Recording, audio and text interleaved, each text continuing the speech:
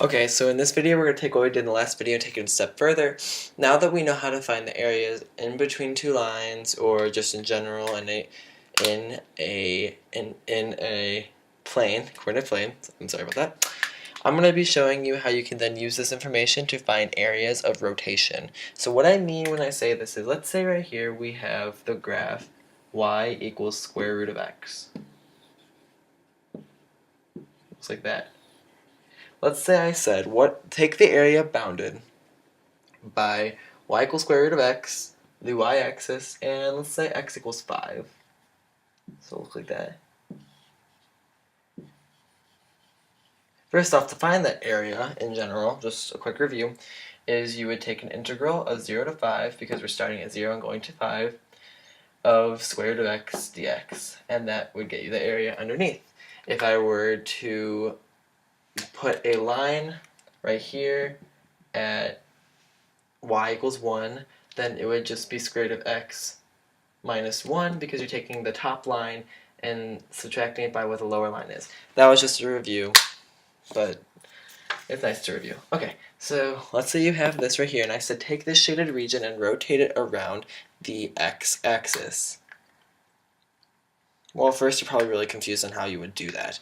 But let's think of it like this. If you were to rotate this around the x-axis, what you're doing is you're creating tons and tons and tons of little circles, because as you rotate this around, it look like a circle here, circle here, circle here, circle here, and it'd end up looking like this kind of in 3D form. So what we're going to do is we're going to do an integral, still 0 to 5, and we're going to think pi r squared, because you're doing lots and lots of circles that are going to be added together to make this volume eventually. So there's going to be a pi here, and then an r squared. What is r though? Well, r would be the height of this line, and the height of this line is the square root of x squared dx. And that is how you would find a volume via rotation.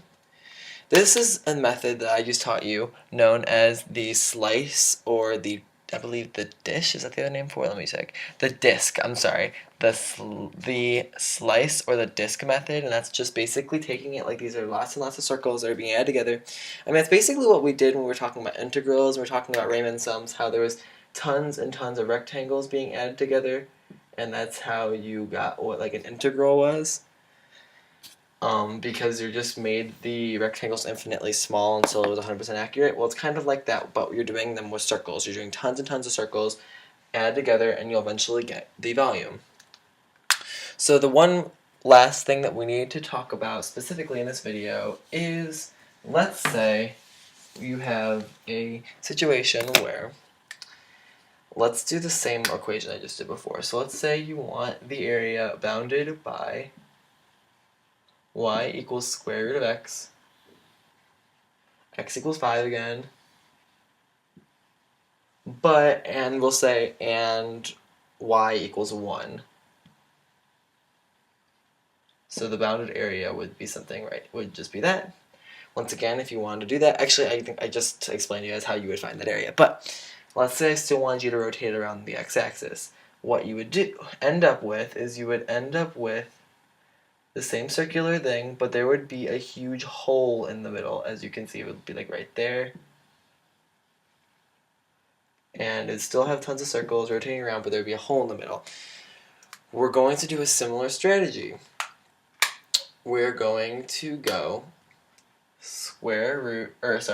integral of pi, and then you're going to take the bigger one first. So it's going to be square root of x squared minus pi, and the smaller one, which is just 1 squared dx. Notice I didn't put a bound in yet. This is where it gets a little confusing, because now we have to find out what this value is right there. So to do that, we're going to have to do, if y equals square root of x, then when y equals 1, x equals 1. So this right here is actually 1. You probably could have known that just from knowledge, but so now instead of 0 to 5, it's 1 to 5 of this, and that would get you what the volume of the that being rotated around the x-axis. So if there's a hole in the middle, you do a similar thing. You just have to do them in two separate things. So what the formal equation would be is it would be like a to b pi capital R squared, signifying the bigger one, minus pi little r squared dx, assuming that these r's are in terms of x. And yeah, that's about it for this.